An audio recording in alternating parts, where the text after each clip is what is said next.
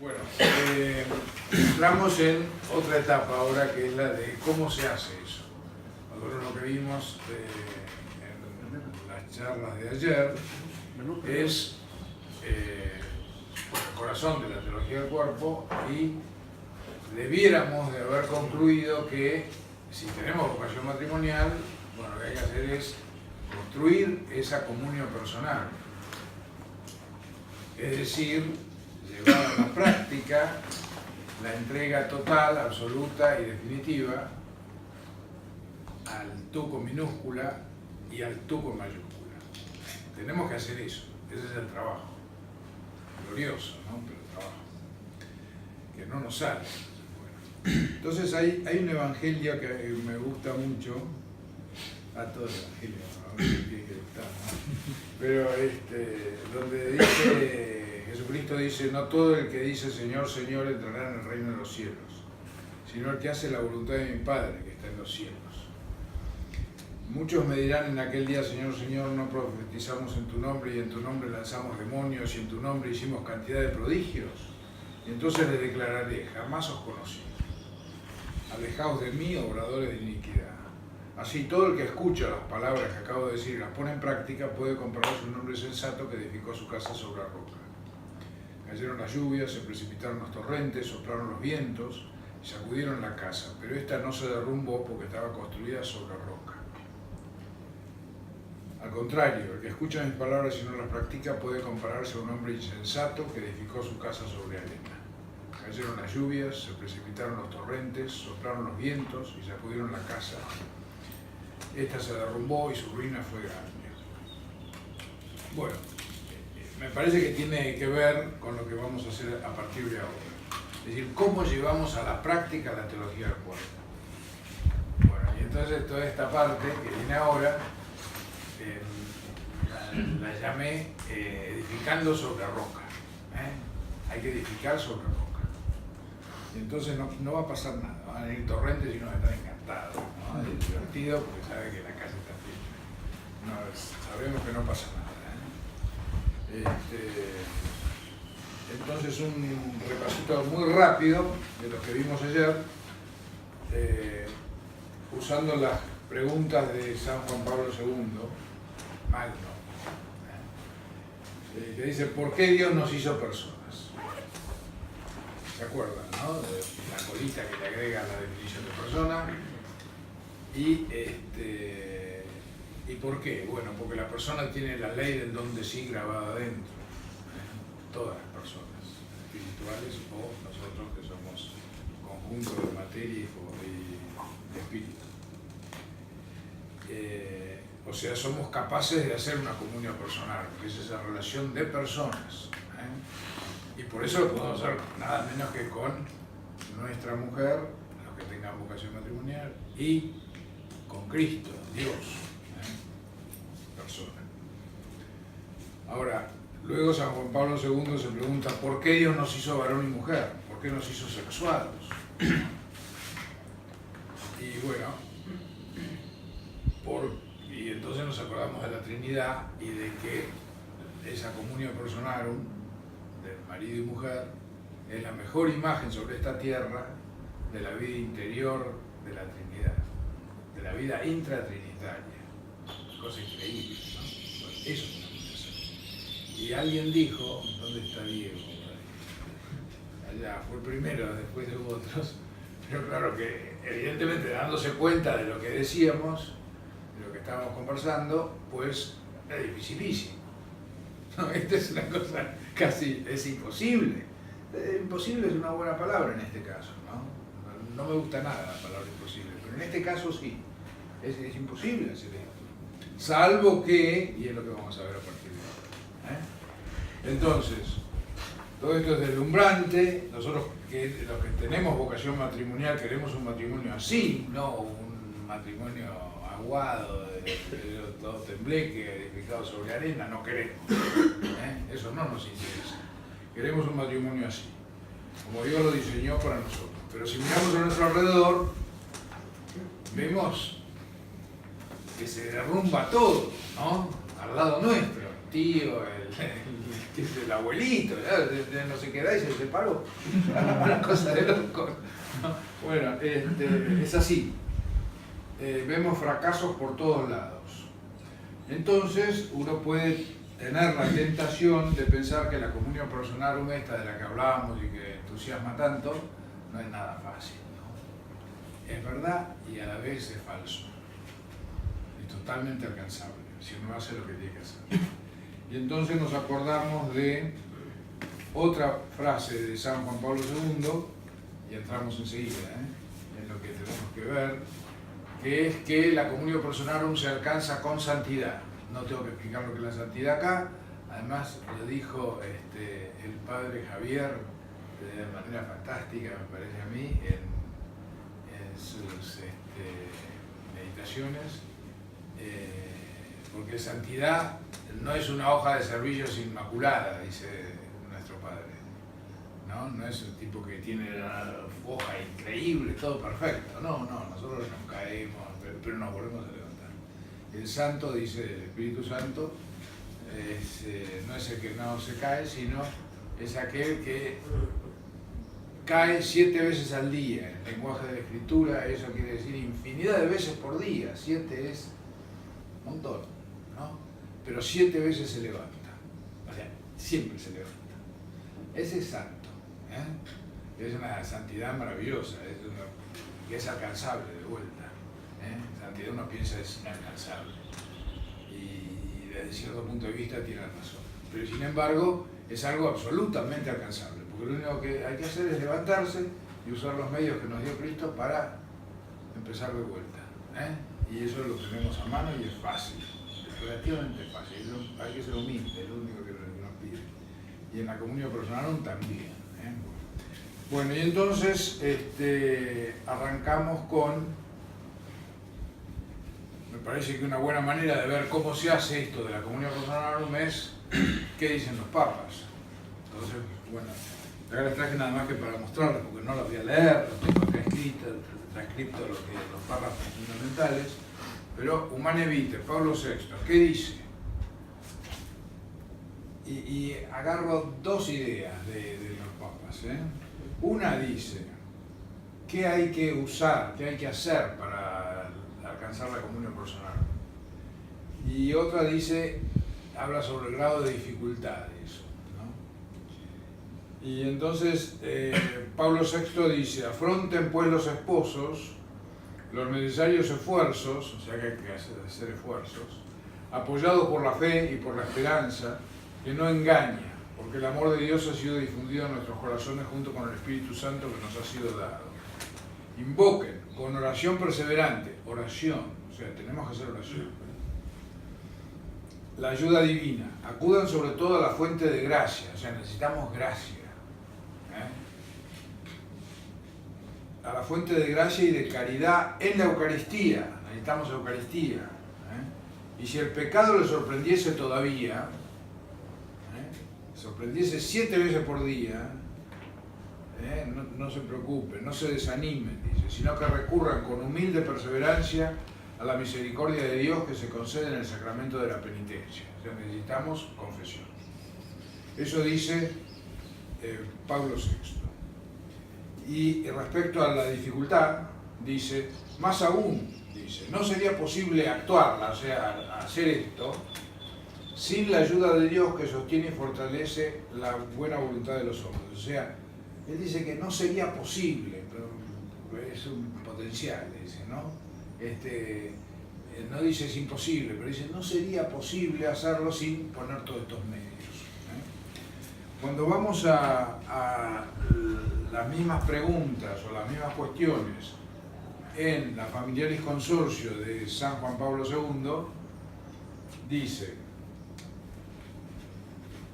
por su parte la auténtica pedagogía eclesial revela su realismo y su sabiduría solamente desarrollando un compromiso tenaz y valiente en crear y sostener todas aquellas condiciones humanas, psicológicas, morales y espirituales que son indispensables, si usa la palabra indispensable, o sea, para él, si esto no, lo que va a decir ahora no está, no hay manera, o sea, es más duro que Pablo VI. Dice, no hay duda de que entre estas condiciones se debe incluir la constancia, la paciencia, la humildad, la fortaleza de ánimo, la confianza filial en Dios, ¿verdad? En su gracia, o sea, de vuelta, subrayo gracia, necesitamos la gracia de Dios a raudales. Me acuerdo de un amigo mío que conocen el CUDE seguramente, al menos la gran mayoría, ¿no? Bueno, y uno entraba, por donde se entraba antes al CUDE, ahora se entra derecho, de la puerta de entrada al CUDE hay una puertita y uno entra por ahí, pero antes se entraba solo por el costado, donde está la cruz de palo, el agua bendita, y usaba todo. Y un día, no sé, que alguien le dijo algo, no sé, porque claro, besaba la cruz de palo, agarra el agua bendita, y no había más cosas para usar. Y entonces alguien le comentó y el tipo dijo, bueno, yo necesito todo, dice, yo no me quiero perder nada porque si no estoy listo, ¿viste? Tengo que usar. Bueno, entonces, no, la gracia es eso, tenemos que usar toda la que podamos, acumular gracia y crecer en la gracia, ¿no? Ahora vamos a hablar de la gracia, que es muy importante. Bueno, y el recurso frecuente a la oración, fíjense, a los sacramentos de la Eucaristía y de la reconciliación, dice lo mismo de Pablo VI, con la única diferencia de que dice indispensable. Tipo que no hace esto, y lo vemos en la calle, los parientes, no lo vemos, pero claro, el tipo no se confiesa nunca, no va a misa, lee pavadas, bueno, no hace oración.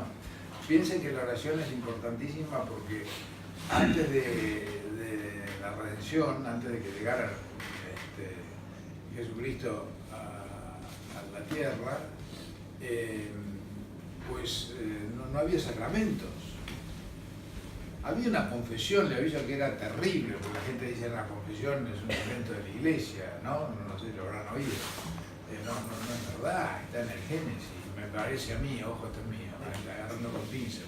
Pero uno lee el Génesis y dice, Dios está,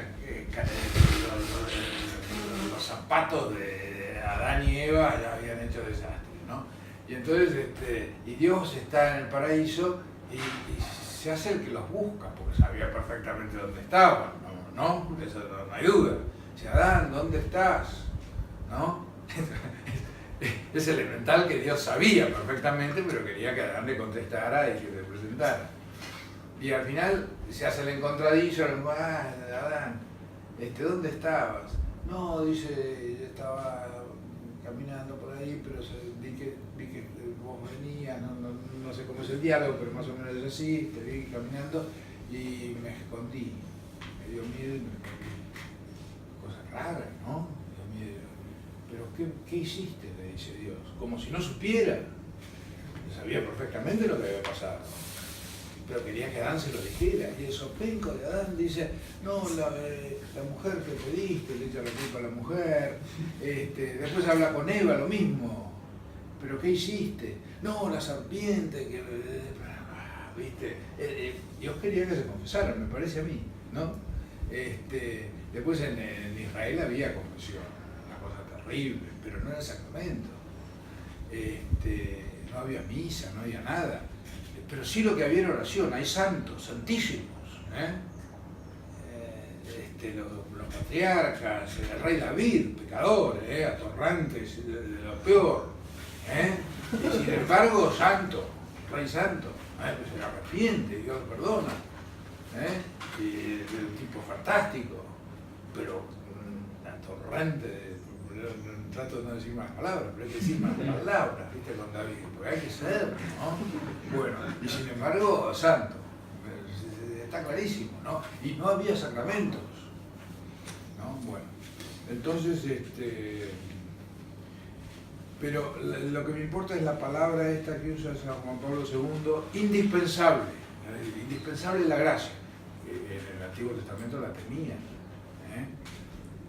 la oración, que se agarraban de ahí, y los sacramentos, nosotros, mucho más facilitado todo, facilísimo, sacramentos de la Eucaristía y de la penitencia. Y después el Papa Francisco, que no lo voy a citar, que no voy a leerles las palabras, mejor dicho, porque lo estoy citando, en Amor y Leticia, que está acá, dice lo mismo, lo que pasa es que lo dice todo desparramado, en lugar de decirlo como estos dos en dos párrafos o un párrafo cada uno, ¿no? Pero es lo mismo, es decir, es esto, esta es la solución O sea, podría terminar acá. Me pidieron que no lo hiciera y que, o sea, ustedes ya saben lo que hace falta hacer la oración. No dejen la oración nunca. No dejen la Eucaristía nunca. No dejen la confesión nunca. Y no tengo nada de confesar. Confesate de los pecados de la vida pasada.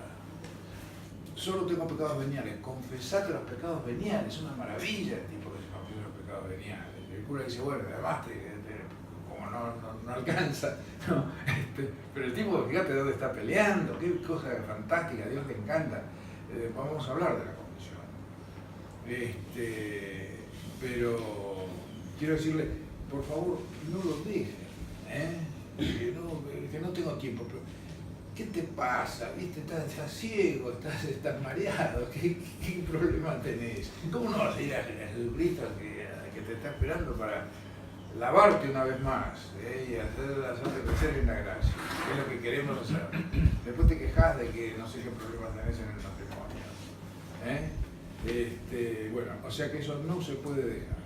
Y entonces, y lo que queremos es tener la vida de la gracia más profunda que podamos. Nos conviene, de vuelta la palabra esa si les gusta, nos conviene eso. Y retrasar la confesión no nos conviene, se puede explicar clarísimo, lo vamos a tratar de explicar un poco. Bueno, entonces, ¿qué es la gracia? La gracia es un don, creo que lo decía el padre Javier hoy, un don, es un regalo, ¿no? Alguien lo dijo, no me acuerdo. Pero es un don, es un regalo que nos da Dios, sobrenatural e interior, no se ve por afuera, aunque se ven los efectos, ¿no? Si uno está atento, que se nos concede por los méritos de Jesucristo, no por nuestros méritos. La gracia no es porque por usted bien me corresponde, no te corresponde nunca, eso es un aparato que se dice que anda por ahí, ¿entendés? Pero que Dios te quiere muchísimo, ese es el asunto. Por los méritos de Jesucristo para nuestra salvación. Bueno, entonces, y esa gracia, lo digo rápido porque ahora entramos en el tema, pero es el mérito de esa gracia es que nos hace participar de la naturaleza de Dios. Y lo voy a decir porque después me voy a olvidar, lo voy a decir de la manera como lo entendí la primera vez, dicho por un sacerdote muy especial, que a lo mejor alguno de ustedes llegó a conocer, que era el padre Emilio Bonelli. Pero me hicieron hablar de él al menos, ¿no? ¿O no? Nunca. Bueno. 30 años el vicario. ¿Perdón? De 30 años el vicario de los judíos. Sí, vicario así eterno, casi vicario de la obra acá en Argentina. Bueno, y le oí decir una vez que imagínense que yo soy todopoderoso, explicando la gracia, ¿no? Yo soy poderosísimo y tengo un perro, ¿no? Que le tengo cariño porque bueno, me acompaña, mueve la cola cuando yo llego a casa, tira salta, está contentísimo, bueno, parece al menos, no sé. Le tengo cariño al perro, ese me ha acompañado a veces cuando hemos ido a algún lado. Bueno, y le tengo cariño y entonces, como soy poderosísimo, le voy a hacer un favor grande, ¿no? Y le voy a hacer participar de la naturaleza humana. Y el perro ahora con ese don que yo le doy, porque no se lo merece, ¿no? Está clarísimo que no, es un perro. Bueno, el tipo va a poder querer y conocer como un hombre. Y voy a remarcar algo, una cosa grandiosa hice con el perro, ¿no? Pero sigue siendo perro, esto es muy importante, no es hombre. O sea, cuando Dios nos da la gracia y nos hace participar de la naturaleza divina, de alguna manera se puede decir que nos endiosa, pero seguimos siendo hombres. Ojo, esto es muy, muy importante y lo voy a remachar, porque eso es un error grave, pensar que ahora soy Dios. Hay santos que dicen, por ejemplo San Agustín, dice, pasmados y asombrados, sois dioses. Sí, es verdad, de alguna manera sí, pero no soy Dios. ¿Se entiende, no? La diferencia. Bueno, entonces, pero esto es lo que hace la gracia. Entonces tenemos que ser se entiende a mi amigo que la guardita, el cruz de palo, todo lo que se le diera gracia lo agarraba. ¿Me entiendes? Porque claro, es muy importante. Y hay grados dentro de esta participación. Nuestro padre lo tenía en grado sumo. Yo creo que. Pues se acuerdan lo que dice San Pablo, ¿no? No soy yo quien vive, sino Cristo que vive en mí. Más endiosado, imposible. Pues nuestro padre creo que tenía en ese terreno, no quiero hablar de más, pero creo que estaba en un grado, no sé, muy alto, vamos a decir, para decirlo suave. Bueno. Y pienso que San Juan Pablo II también. Ha llegado a una unión con Jesucristo, descomunal, no sé, nosotros no tenemos la más pálida idea, ¿no? Pero bueno. Entonces vamos a empezar por el tema gordo, que es el único que no voy a resumir. Los otros voy a pasar más rápido. Tengo miedo de entusiasmarme con alguno y darle manija y que después me saque acá y diga basta, se acaba el tiempo. Pero la vida de la gracia. Esto se llama la vida de la gracia, filiación divina. Así lo hemos denominado. Bueno, y es una vida nueva, acuérdense del perro, ¿no? Originada por la gracia en el cristiano, ¿no? Y no es una existencia común a todos los hombres, no lo tienen todos los hombres a esto, sino una vida especial y exclusiva de aquellos que creen en Jesucristo. Entonces, en realidad de los bautizados, ¿no? Por eso es tan importante el bautismo, ¿no? Por eso no se debe postergar el bautismo. Bueno, de aquellos que nacen no de la sangre ni de la voluntad de la carne ni del querer del hombre, sino que nacen de Dios. Es un don gratuito, no lo merecemos y por lo tanto habría que hacer un esfuerzo por tratar de apreciarlo, darnos cuenta, ¿no? El problema que tenemos a veces los cristianos es que no nos damos cuenta de una cantidad de cosas increíbles, ¿no? A lo mejor el perro no se da cuenta de lo que se dice con él, ¿no? Está contenta y le parece muy bien, entiende mejor y quiere como un hombre. Bueno, para entender de alguna manera la grandeza de esta nueva existencia, conviene considerar el designio eterno de Dios que ha querido comunicar a los hombres no solo la vida natural, cosa fantástica, sino la sobrenatural, su misma vida divina, aquella vida intratrinitaria, ¿se acuerdan? Que es el cielo, en realidad el cielo es eso, meterse ahí adentro. Hoy no resistiríamos meternos en la Trinidad así como estamos, por eso tenemos que resucitar, en un cuerpo glorioso, y entonces sí, nos podremos meternos, porque estamos metidos en Cristo, en realidad Cristo nos mete en la Trinidad, ese es el cielo, una cosa que ni ojo vio ni oído yo. Muy bien, y que está preparada para aquellos que quieren al Señor. Este mutuo don del Padre, del Hijo es el Espíritu Santo, la tercera persona de la Santísima Trinidad, procedente de las dos primeras. Bueno, entonces, piensen que solo el Hijo es objeto de las complacencias del Padre. Entonces, ¿cómo es esto? Dios Padre nos ha predestinado a ser hijos adoptivos, y acá entramos en la filiación divina, por eso el título, ¿no? Por medio de Jesucristo. Es decir, no podemos hacer nada sin Jesucristo. Dios no nos... Vamos a ver, nosotros no podemos hacer nada que le agrade a Dios, salvo que lo hagamos en Cristo. Y eso a Dios le encanta. No podemos entrar al cielo salvo que lo hagamos en Cristo. Y Dios está encantado. Bueno, Dios Padre nos ha predestinado a ser hijos adoptivos suyos por medio de Jesucristo.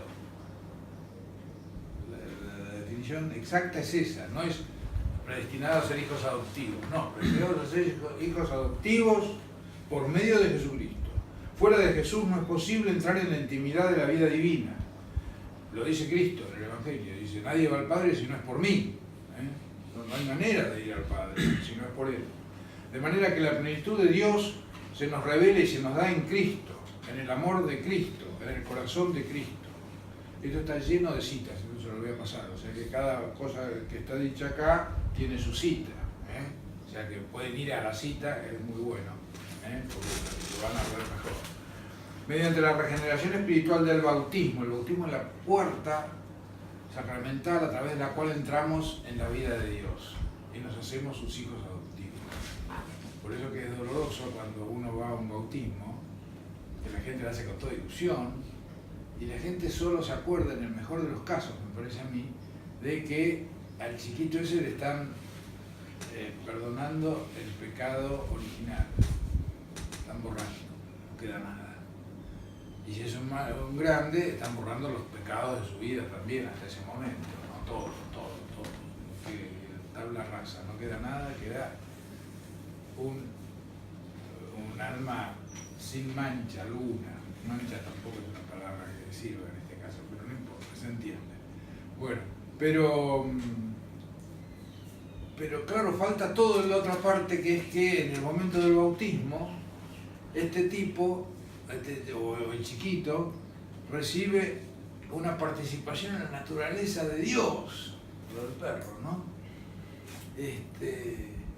Y se hace hijo de Dios, recibe una marca indeleble que lo hace participar, se hace Cristo el chico ese, y Dios lo reconoce como su hijo. Es una cosa enorme. Eso también pasa. Bueno, por favor, acordémonos nosotros al menos y compensemos un poco lo que la gente no ve, y nosotros veamos eso. Es una cosa gloriosa. ¿Cómo nos vamos a hacer una fiesta? ¿No? El tipo es un príncipe del cielo, el chiquitito ese que está llorando ahí, bueno, echan el agua fresca, es un príncipe ahora. Los ángeles lo miran de otra manera, ¿no? Bueno, muy bien. Entonces, todos los que habéis sido bautizados en Cristo estáis revestidos de Cristo. Esto es, lo dice, no quiero macanear, sí, San Pablo. Bueno, entre Él y nosotros se ha establecido una comunión personal, entre Él y Cristo, entre el bebito y Cristo, entre yo que estoy bautizado y Cristo. Comunión personal, a lo mejor en un grado inicial, que hay que hacerla crecer, ¿no? Todo esto que vamos a hablar es algo que podemos y debemos hacer crecer. Bueno, la unión del cristiano con Cristo es tan profunda que transforma radicalmente su existencia y hace posible que la vida de Dios se desarrolle como algo propio en el interior de cada alma. Es increíble esto que estoy leyendo, no sé si ustedes lo ven así, ¿no? Pero espero que sí. La Sagrada Escritura la compara a la unión entre el cuerpo y la cabeza, entre la vida y los sarmientos, o sea, es una unión que no se puede romper, ¿no? Porque produce la muerte, ¿no? Pero es la misma sangre que está en la cabeza está en el cuerpo. Esto es el cuerpo místico de Cristo, es el dogma de fe en el que creemos, ¿no? Formamos el cuerpo místico nosotros. Bueno, entonces voy a pasarme algunas cosas para ir un poco rápido porque estamos yendo muy lento. Pero la filiación divina es una verdad gozosa, un misterio consolador. La filiación divina llena toda nuestra vida espiritual. Ustedes se acuerdan la importancia que tiene para la obra la filiación divina, ¿no? Es clave, lo vamos a tratar de ver un poco más en detalle. La adopción humana es algo externo, es decir, un señor adopta a un chico, le da su nombre, lo nombra su heredero, el heredero del BMW chocado y rayado por la mujer de la chica, pero heredero, bueno, y etcétera, etcétera, pero esto no, es decir, no puede hacerlo su hijo real, sigue siendo hijo de otros. Bueno, en cambio la adopción sobrenatural, producto de la gracia, nos transforma ontológicamente. O sea, nuestro ser cambia, y somos hijos, pero seguimos siendo hombres, ¿no? Bueno. Se trata de un nuevo nacimiento que produce un verdadero cambio en la naturaleza de quien es adoptado, un cambio real, sustancial, bueno, carísimo, bueno, santo.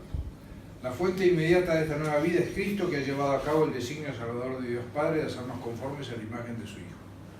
Por Jesucristo, escribe San Pedro, Dios nos ha dado las grandes y preciosas gracias que había prometido. para hacernos partícipes por medio de estas mismas gracias de la naturaleza divina. Bueno, entonces, Diego, se empieza a ver que si tenemos la gracia santificante y estamos bautizados, estamos capacitados, al menos en principio, y depende ahora de nosotros, pero la capacidad la tenemos, porque tenemos la vida de Dios y somos capaces de entender, por eso podemos leer todas estas cosas y no nos dormimos, y por eso podemos querer como quiere Dios, como quiere Jesucristo. Se empieza a ver, ¿no?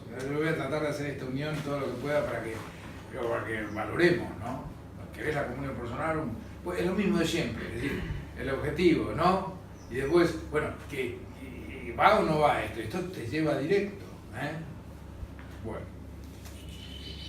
En la Sagrada Escritura la compara a una prenda que Dios pone en los corazones de los fieles, a un manantial de agua que manará sin cesar hasta la vida eterna, una semilla que echa sus raíces en el interior del hombre.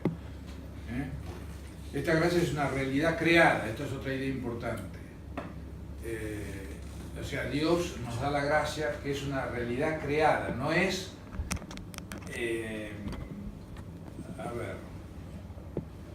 no debe confundirse la gracia santificante, que no es una gracia transitoria, sino una gracia, es un don permanente que cambia ontológicamente al individuo. No se debe confundir con la naturaleza divina. No, porque es creado, la naturaleza divina es eterna. En cambio, Dios crea la gracia para ese bautizado. No se debe confundir tampoco con el Espíritu Santo, que es una persona, que es Dios, directamente. Lo que decíamos antes, no somos Dios, aunque participamos de su naturaleza.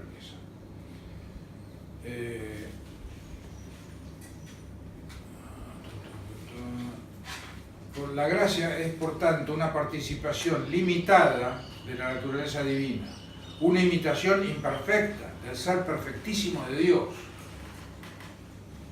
Pero siendo un principio de operaciones divinas, vieron que naturaleza es principio de operaciones.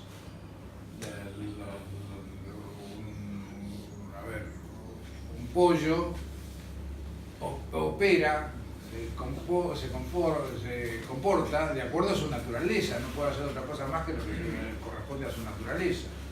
Bueno, nosotros vamos a poder hacer cosas, podemos hacer cosas, no vamos a poder, podemos, porque estamos todos bautizados, cosas que corresponden a la naturaleza de Dios. Por tanto, participamos de la naturaleza de Dios. La palabra participación es muy importante. No vamos a entrar ahí porque mejor que no. Pero bueno. El hombre en estado de gracia es verdaderamente semejante a Dios, aún sin dejar de ser criatura. Y esto es esto es un salmo que dice: yo dije, sois dioses, todos vosotros sois hijos del Altísimo, pero moriréis como hombres, caeréis como cualquiera de los príncipes. ¿Se entiende, no? Eso es muy importante, la diferencia. Entonces, confortado y elevado al orden sobrenatural por la gracia santificante, el hombre puede conocer las perfecciones íntimas de Dios ya en esta tierra y vivir la misma vida divina, si bien limitada e imperfectamente por medio de las virtudes teologales de fe, esperanza y caridad. Si se reciben juntamente con la gracia y elevan el entendimiento y la voluntad humana para que pueda conocer y amar a Dios en su unidad de naturaleza y sustancia y en su trinidad de personas. Esta es la gran osadía de la fe cristiana. Proclama el valor y la dignidad de la naturaleza humana y afirma que mediante la gracia que nos eleva al orden sobrenatural hemos sido creados para alcanzar la dignidad de hijos de Dios. O sea, estamos diciendo una cosa grandiosa, a pesar de que pongámoslo en sus justos términos, ¿no? Bueno. La elevación al orden sobrenatural es una llamada a penetrar en la intimidad divina, a conocer y amar a Dios Padre, a Dios Hijo y a Dios Espíritu Santo, y en la Trinidad y en la unidad de Dios a todos los ángeles y a todos los hombres. Las virtudes teologales y los dones del Espíritu Santo han fortalecido y elevado de tal modo la inteligencia y la voluntad del hombre que ya no actúa humanamente, sino como un Dios por participación.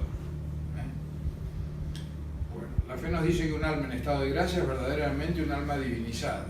Nuestro padre usaba un término endiosado, ¿se acuerdan? Estamos endiosados, ¿eh? A veces actuamos como animales, como un bicharraco, ¿no? Bueno, no puede ser. Yo creo que todo esto, aunque sea un poquito árido, vale la pena, porque nos damos cuenta de lo que Dios hace con nosotros, de lo que nos quiere, ¿no? Porque como decía San Juan Pablo II, está locamente enamorado, locamente, porque no tiene que ser lo que está haciendo. Yo sé cómo soy un pobre infeliz, ¿no? Entonces, ¿cómo puede ser, no? Solo a quienes están divinizados por la gracia se puede aplicar la palabra de la Escritura. ¿No sabéis que vuestros cuerpos son templos del Espíritu Santo que habita en vosotros? Acá viene la inhabitación de la Trinidad en nosotros, ¿no?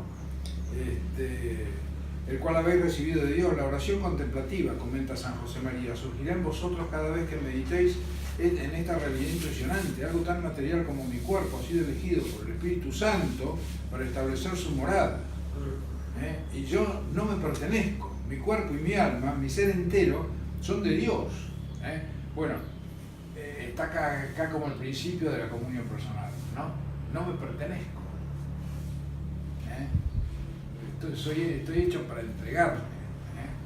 ¿Y qué dice Jesucristo? Dice, si alguno me ama, observará mi doctrina. Condición, ¿no? Observará mi doctrina. Y mi Padre le amará. A él y en él haremos morada. O sea que no estamos inventando nada. Esto es lo que dice Jesucristo en el Evangelio. Bueno.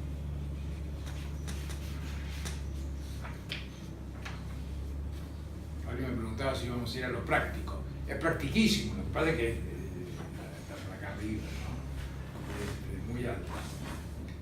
La criatura humana comienza así a gozar un anticipo de la visión beatífica del cielo, con la que le será posible de una manera absolutamente inefable contemplar al Padre, al Hijo y al Espíritu Santo con los ojos de la mente, elevados por la luz superior, asistir de cerca por toda la eternidad a las procesiones de las personas divinas y ser feliz con un gozo muy semejante al que hace feliz a la Santísima e Indivisa Trinidad. O sea que cuando nuestro Padre dice que tenemos que hacer oración y que si perseveramos y lean eso porque ponen algunas condiciones ahí, qué es lo que tenemos que hacer, pero hacemos oración siempre y tratando de hacerla bien, buscando los lugares que corresponden y los momentos mejores y qué sé yo, nos va a terminar saliendo la oración contemplativa, que es una cosa altísima. Sí, claro, con lo que estoy leyendo se dan cuenta que ahí nos está llevando Dios, ¿no?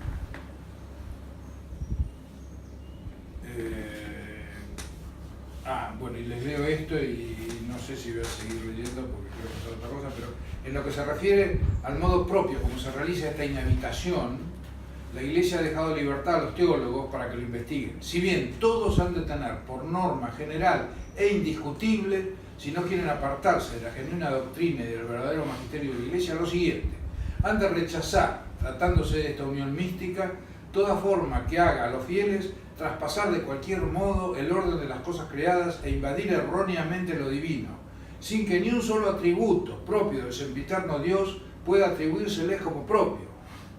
Eso es error gravísimo. Si no corresponde como propio la caridad, no te corresponde nada. La inhabitación de Dios en el alma no borra las fronteras entre el Creador y la criatura. No, yo soy Dios. No, sos el mismo bicharraco de antes, pero que Dios te ha endiosado. Eso participar de su naturaleza. La infinita diferencia entre el ser de Dios y el ser del hombre. Eso hay que distinguirlo claramente. No se puede traspasar eso. Bueno, han de sostener firmemente y con toda certeza que en estas cosas todo es común a la Santísima Trinidad. Esto es otra cosa importante, puesto que todo se refiere a Dios como la suprema causa eficiente. Aunque de ordinario se atribuye al Espíritu Santo esta inhabitación sobrenatural de Dios en nuestras almas, en gracia, realmente tiene lugar por la presencia de toda la Trinidad. Es decir, lo que pasa es que cuando se habla de la vida interior de Dios, entonces se atribuyen cosas a cada persona. Pero cuando Dios actúa hacia afuera, ad extra, siempre es Dios, aunque uno diga, no, el Espíritu Santo es el santificador, está bien, se puede decir eso, pero tengamos claro que hacia afuera es Dios uno, el que actúa. Usted está viendo terminación, son unas preguntas en todo eso. Bueno, entonces lo terminamos, ¿no?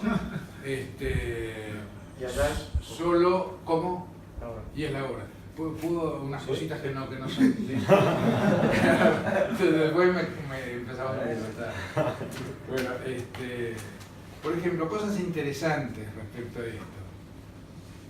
Nadie conoce al Padre sino el Hijo y aquel a quien el Hijo se lo quiera revelar, que nos lo quiera revelar, ¿no? Que hagamos todo, funcionemos para que nos lo revele.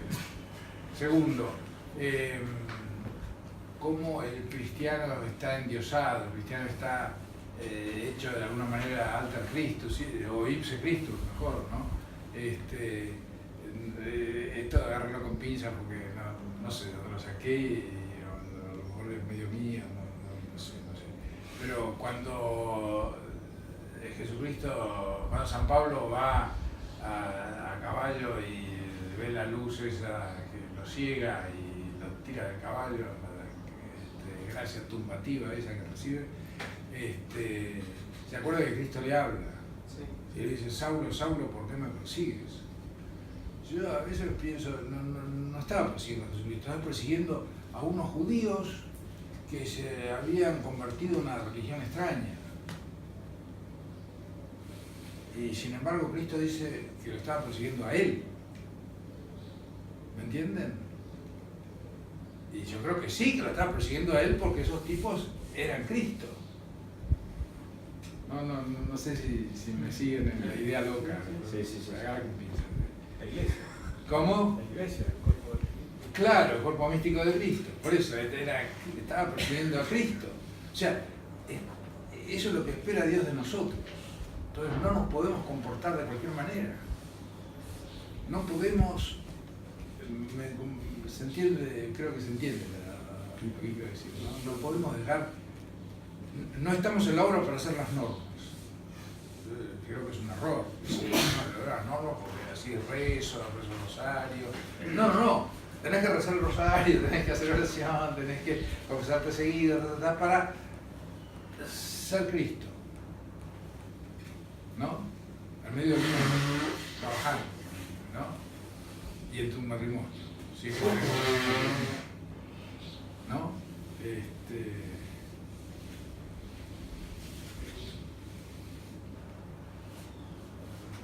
una lástima, el tiempo es una cosa, bueno, por suerte vamos a decir una cosa que es eterna, pero esto así con tiempo no se puede. Reconoce, cristiano, tu dignidad y una vez que has sido hecho partícipe de la naturaleza divina, no quieras volver a tu antigua miseria con una conducta degenerada, dice San León Magno. Es verdad, tiene razón, ¿no? Bueno, les leo un último cosito que es de el Padre. Actual, ¿no? El Padre. actual. De don Fernando, sí. Que es una cita que el Padre, es una cita de un artículo del Padre en Scripta Teológica, volumen tal, lo van a tener, que dice así, es impresionante, cita a un filósofo alemán que se llama Scheber, algunos dicen Schieben, pero me parece que es Scheber. La gracia de la filiación en nosotros, con eso termino, pero es tremendo lo que dice Scheber. La gracia de la filiación, lo que dice el Padre, Fernando Calles. Bueno, la gracia de la filiación en nosotros tiene algo de la filiación natural de Cristo mismo, que le sirve de fundamento. No somos simplemente hijos adoptivos, sino miembros del Hijo natural, y por eso entramos realmente como tales en la relación personal en que se halla el Hijo de Dios respecto de su Padre. Va a seguir más fuerte todavía, dice, con toda realidad, y no solamente por analogía o según la semejanza, llamamos Padre nuestro al Padre del Verbo, y lo es en realidad, no por una simple relación analógica, sino por aquella misma por la cual es el Padre de Cristo. es tremendo, asombroso, ¿no? Bueno, y dice, lo es de un modo similar a la manera como por una misma relación es Padre del hombre, Dios, del hombre Dios, ¿no? En su humanidad, y el Padre del Verbo eterno. De modo que no somos simplemente hermanos, compañeros admitidos en la gloria y elevación que corresponde por naturaleza al Verbo eterno, sino que en cierto modo, en cierto sentido, formamos con Él y en Él un mismo Hijo del Padre.